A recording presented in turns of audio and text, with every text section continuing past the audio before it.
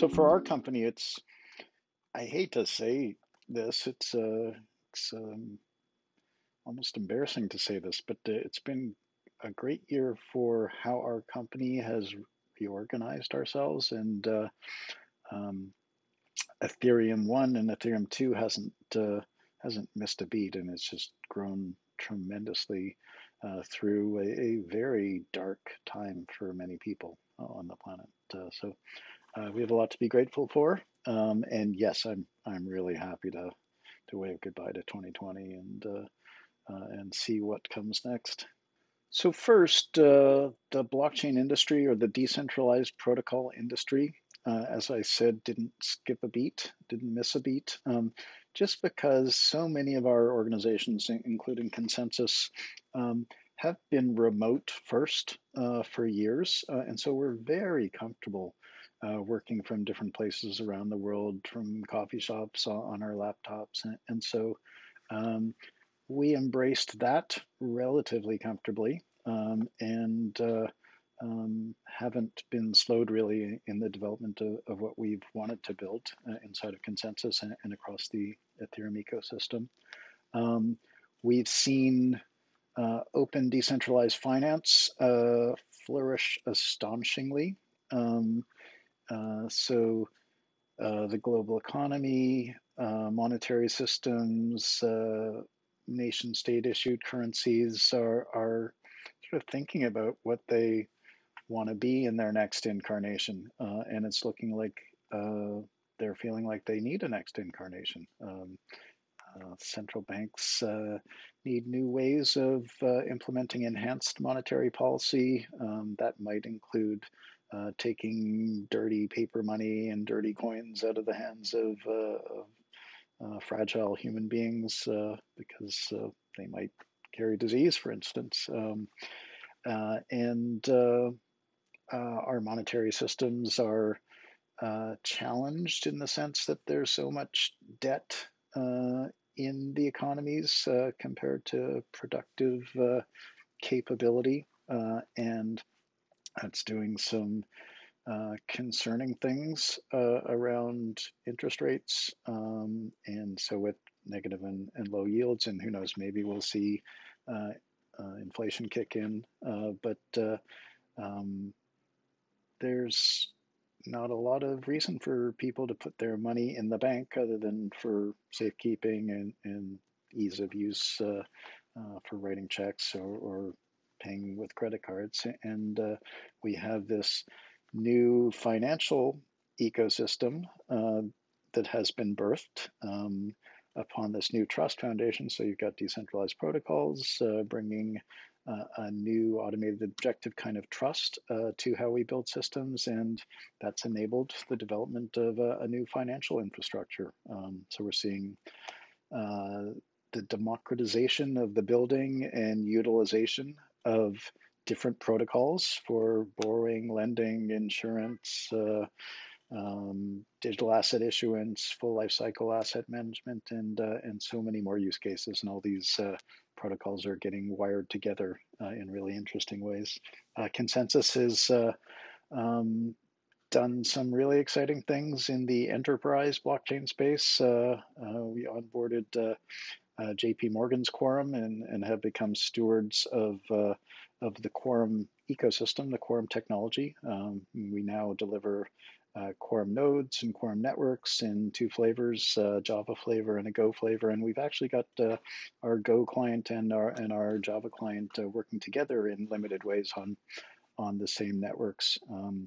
Our MetaMask wallet has grown tremendously in usage. We're way over 1 million monthly actives with another 500,000 less active monthly users. We've got an exquisite mobile client that's a full browser. And we've actually launched a service, a token swapping service, where we're just doing a tremendous amount of what we call aggregation of the swap space, enabling people to have a single uniform interface to swap any of hundreds of tokens and to get best prices, best gas costs, and not need to go to a whole bunch of different venues to find the tokens that they want to interact with. It is inevitable. Decentralized protocol technologies, blockchain, cryptocurrency, other kinds of digital assets are just a natural evolution of the internet protocols and the web protocols. So absolutely, these are just better ways of organizing human activity. But coronavirus and the associated difficulties and even collapses in aspects of the global economy um, constitute creative destruction. Um, Creative destruction that takes away old ways of doing things that are less effective and less efficient, and frees up creative people to um, rethink what they want to do and how they want to do it, and build something novel and next generation. Coronavirus has hit the United States very, very hard. But the United States is a land of freedom, democracy, free market capitalism, and incredible innovation, incredible talent. So um, it's almost a good idea to say every 20, 25 years in the United States, okay, everybody just stop for 6 months what you're doing, and here's some capital, start a 20% project or something like that, and see what you can come up with. If you like it, keep going. If not, go back to your job. Um, and I think COVID is going to set the United States up um, for a growth spurt in innovation and in new ways of doing things. And our ecosystem, I think, is going to be a big beneficiary of that. One um, that I've been anticipating for quite a while, that um, regulators and others in different countries are going to start getting concerned um, about the technology, because they don't understand it very well, because they think that somebody's going to send a few dollars to a bad person, um, rather than many people using a profound new technology to build the next generation economy, and create so much value for people, lift all boats. And so I think we're going to have a dialogue in the coming year about appropriate usage, appropriate understanding, interpretation of the technology.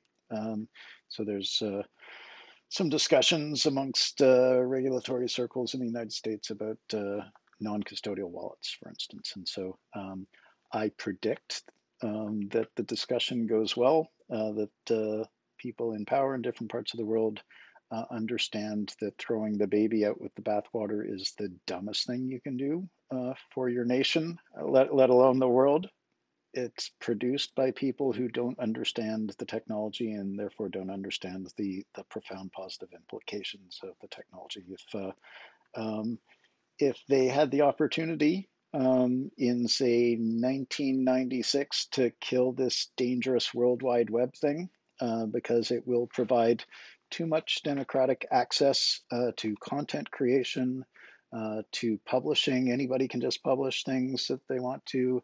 Anybody can communicate in real time via text or audio or video, as we're doing. Anybody can become become part of social networks and look up their old friends, and anyone can engage in e-commerce. So certainly, um, some organizations have taken some things too far in that technology, but I don't see anybody arguing that the internet protocols and the web protocols haven't been profoundly positive for humanity. And we're always going to um, outstrip the current bounds of the available technology, and that's why we do need governments and regulators to uh, you know, sound the alarm, misunderstand things, create a commentary period where lots of people with different agendas show up, and hopefully we'll have a healthy, rational discussion on why this next generation of protocols is going to be one that makes life better for so many people and smaller organizations. So I'm predicting that there will be a public discussion in this nation and others, and that it'll go well. It's such a slam dunk how valuable this technology is. So I look forward to whether it's me or others, to us all having the opportunity to help regulators and politicians understand why we're on the same team. Really, Ethereum 2. Launched last Tuesday, is operating incredibly smoothly with very high participation. Really, everybody's astonished at how well it's going, and fingers crossed it'll stay really strong. There's a popular misunderstanding that Ethereum 2 is to be launched in serialized phases. That's not the case. A lot of the complexity was front loaded into phase 0, which is live now, the beacon chain, the proof of stake system, and other phases. A phase that involves upgrading Ethereum 1 so that it's capable of being absorbed into Ethereum 2, of adding data availability shards to the beacon chain, and another phase adding what's called execution environments, or certain ways of programming systems. Those are largely proceeding, or have been proceeding for quite a while in parallel. So um, we think we know which ones of those are gonna land first, but they could all land at roughly the same time, and it could be as early as 12 months from now. It could be as late as 18 or 24 months from now. But the bottom line is that Ethereum 2 will very smoothly, unobtrusively absorb Ethereum 1. Applications running on Ethereum 1, people using Ethereum 1 will be unaffected while that's happening. And developers will still be able to program in the way that they want to. The scalability mechanisms of Ethereum 1, which are largely sitting as networks that handle thousands and tens of thousands of transactions per second and are currently operational in many cases, those will just continue to operate, and those and many more of those things will be enabled by this new massive data availability, the shards of Ethereum 2. And so we're go. We're go for, we're already achieving scalability, and we're go for global massive scalability within 1 to 2 years. In 2021, via open decentralized finance and a protocol that we pioneered with Ernst & Young called Baseline Protocol, that we will see not just many major organizations, and we're seeing Coca-Cola Bottlers of North America, and Microsoft and SAP and many others start to really kick the tires or actually use the technology. So we will see them not only use public mainnet Ethereum, but we'll see them use DeFi. So Baseline is a protocol that enables different organizations, 2 or more counterparties, to share data, to synchronize their agreements or synchronize their business processes. And they can do so via something called zero knowledge proofs, which are running on their side of their firewalls. So from their systems of records, like normal databases or their own blockchains. And they can keep those in sync as the business processes flow, by sharing those zero knowledge proofs on mainnet.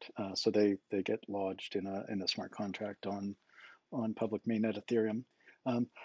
And the incredible thing about that is that transactions on Baseline Protocol are tokenized.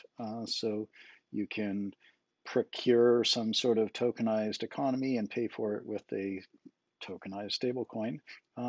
And a demo that's I believe coming out very, very soon, we'll see an invoice get tokenized and factored. And so there's already a ton of capital on DeFi. And so with that capital, with people lending lots of money, there will be lots of companies who see that as very interesting. It will be hard to get cheated or to engage in deals that aren't really crisp and clear because these are financial protocols that are readable. And so I think DeFi is going to be very attractive to enterprise.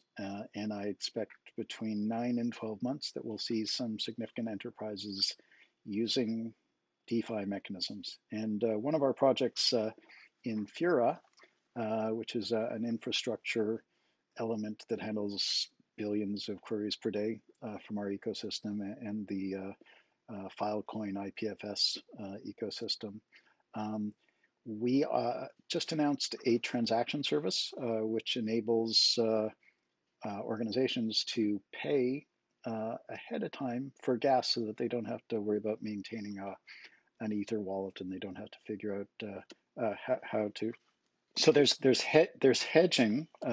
We also onboarded a team called AnySender that has pioneered some ways to significantly reduce gas costs. So cheaper gas and sort of headache-free, hassle-free payment for interactions and transactions on Ethereum will further facilitate enterprises using DeFi.